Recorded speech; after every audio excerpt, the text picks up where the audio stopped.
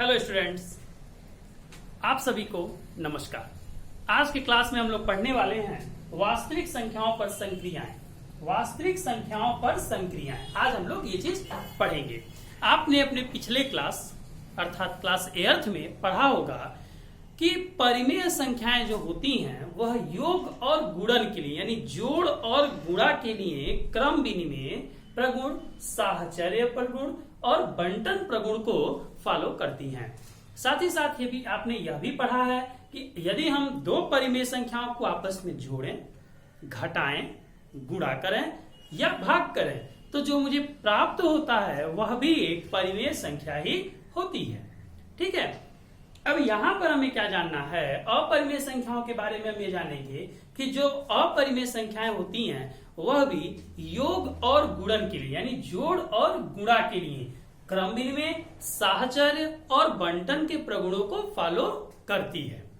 Understand, यह भी follow करती है, परंतु यहाँ यह आवश्यक नहीं है कि किन्हीं भी दो अपरिमेय संख्याओं का योग, घटाना, गुणा या भाग एक अपरिमेय संख्या ही प्राप्त हो। यह यहाँ पर क्लियर नहीं है।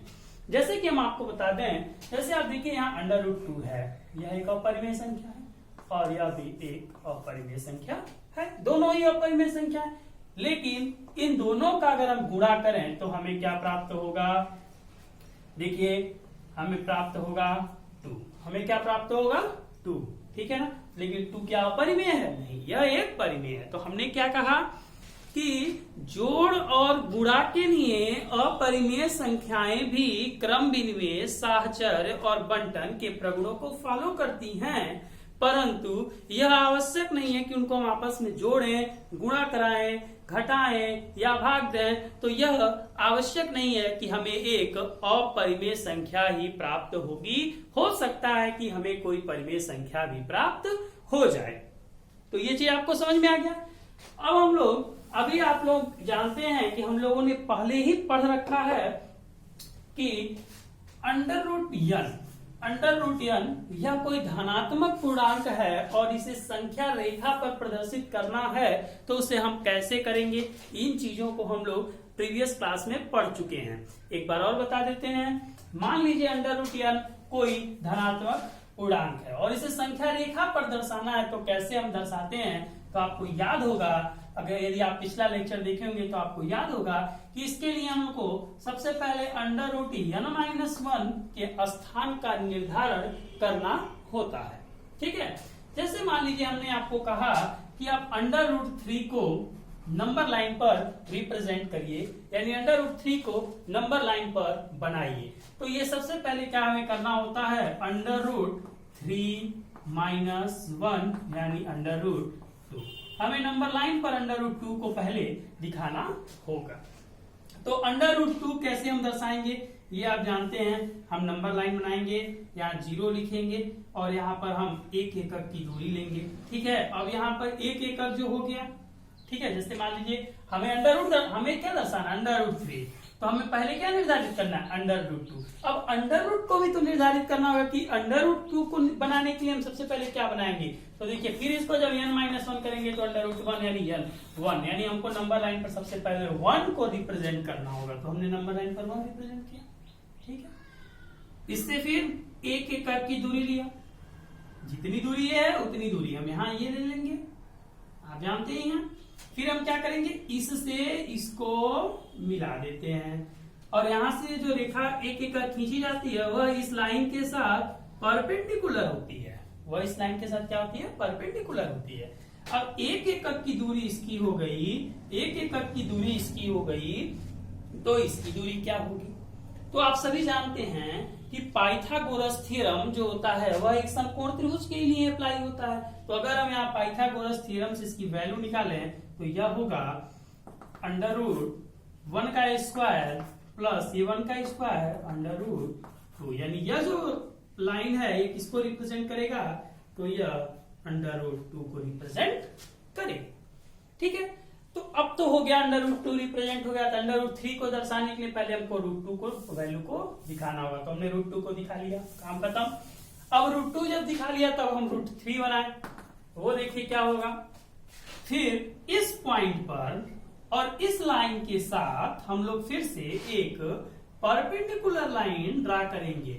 अब ऐसा नहीं कि इसकी लंबाई जो है इस √2 के इक्वल लेंगे ना, इसकी जो लंबाई लेंगे वो अभी 1 एकक के ही बराबर होगी, यानी इसी के बराबर होगी। फिर हम क्या करेंगे, इससे फिर हम इसको मिला देंगे।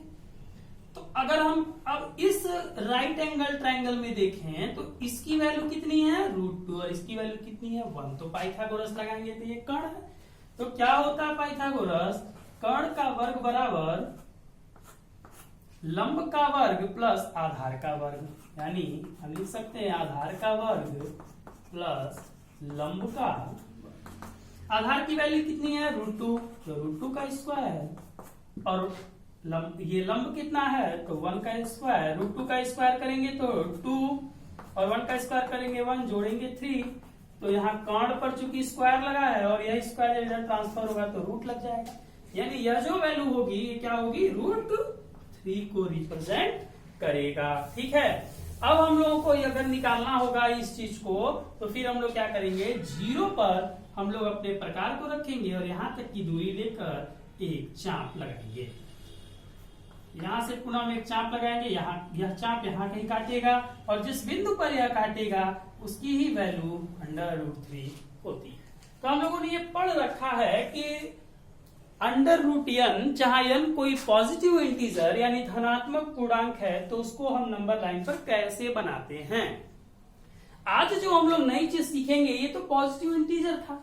अब अगर कोई पॉजिटिव रियल नंबर है, कोई भी धनात्मक वास्तविक संख्या है तो उसे हम कैसे बनाएंगे, आइए उसको आज हम लोग सीखते हैं। ठीक है ना, तो आइए सबसे पहले हम लोग ध्यान देते हैं क्या काम करेंगे।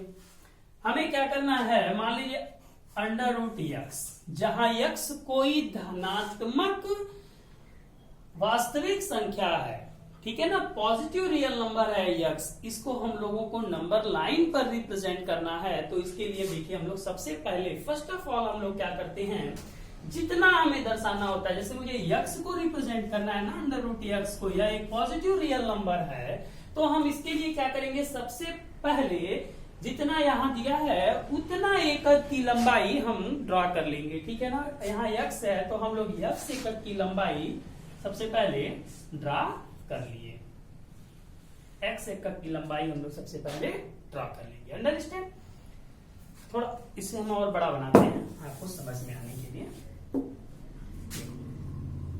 सबसे पहले हम लोग x के बराबर लंबाई ड्रॉ कर लिए। अब इसका नाम a रखते हैं और इसका नाम b रख दिए। इसके बाद क्या करते हैं, इसके बाद का जो हमारा काम होगा, हम इसी b से आगे एक फिर लाइन ड्रॉ करेंगे जिसकी लंबाई कितनी होगी, 1 एकक के बराबर होगी। कितनी होगी, 1 एकक होगी। कितनी होगी, 1 एकक होगी।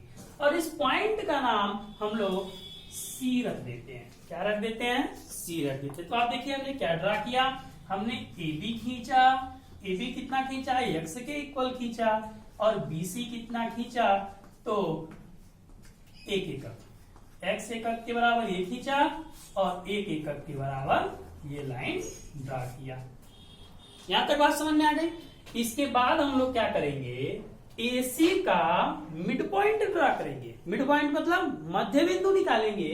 तो मध्य बिंदु हम कैसे ड्रा करते हैं, हम अपने प्रकार की सहायता लेंगे। पहले A पर रखेंगे, आधे से अधिक दूरी लेंगे और ऊपर और नीचे एक चाप काटेंगे।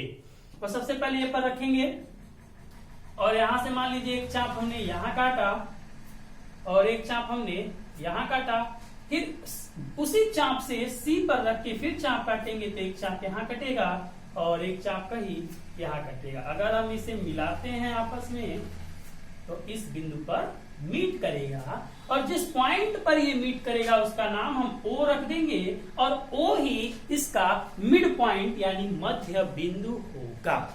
अंडरस्टैंड, तो आपने देखा ना वो को हमने कैसे फाइंड किया। अब इसे हम थोड़ा सा इरेज कर देते हैं। आप इसका प्रोसेस समझ गए, इसे इरेज कर देते हैं ताकि आपको कोई कंफ्यूजन ना हो। ओके ना, तो O क्या हो गया, मिड पॉइंट। तो हम क्या लिखेंगे, O क्या है, AC का मध्य बिंदु, AC का मध्य बिंदु। ठीक है, अब हम लोग क्या करते हैं, ओ पर अपना प्रकार रखेंगे, ए तक की दूरी लेंगे, तो जितना OA होगा उतना ही OC होगा, क्योंकि AC का मध्य बिंदु O है, तो जितना AO होगा उतना ही OC होगा ना। तो फिर हम O पर रखेंगे और A तक की दूरी लेके एक अर्धवृत्त की रचना कर देंगे। रचना में कुछ इस तरह की प्राप्त होगी। ठीक है, तो OA और OC हो गया।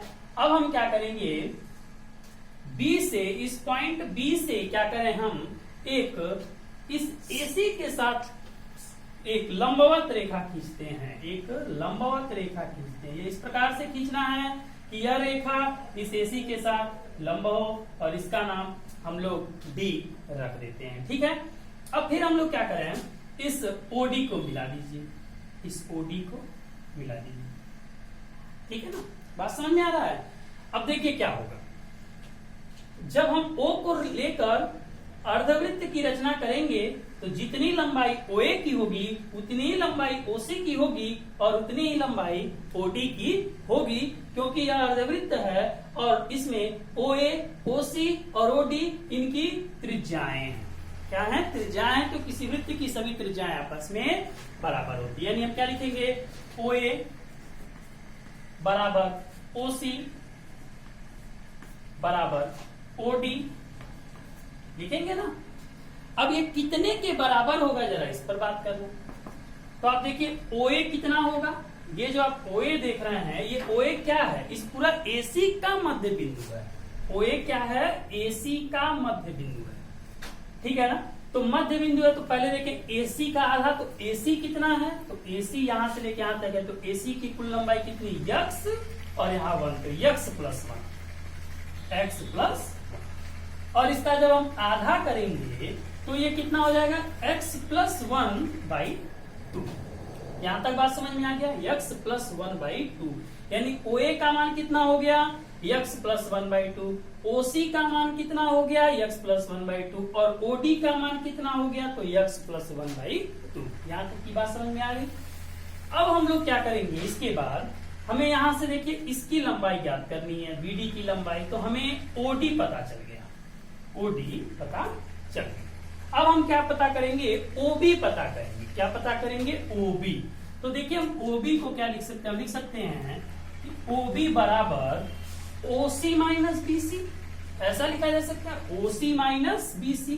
तो हम क्या करें, OC माइनस BC। ठीक है, तो OC की वैल्यू कितनी है, x प्लस 1/2, और इसमें से क्या घटा दें, एक, क्या मिलेगा, x प्लस 1 माइनस 2/2, हल करेंगे तो क्या हो जाएगा, x माइनस 1/2, यानी OB की वैल्यू क्या हो गई, x माइनस 1/2, यानी मुझे OB की वैल्यू मिल गई, OD की वैल्यू मिल गई, और BD की वैल्यू निकालना है। तो यहाँ पे हम कौन सा प्रमेय लगाते हैं, तो यहाँ से हम पाइथागोरस प्रमेय लगाएंगे। ठीक है ना, ओके, यहां तक की चीजें आपको समझ में आ गई। तो अब हम क्या लिखेंगे, त्रिभुज OBD में, OBD में, अब देखिए OBD में क्या होगा, OD स्क्वायर, पाइथागोरस थ्योरम यही करता है, पाइथागोरस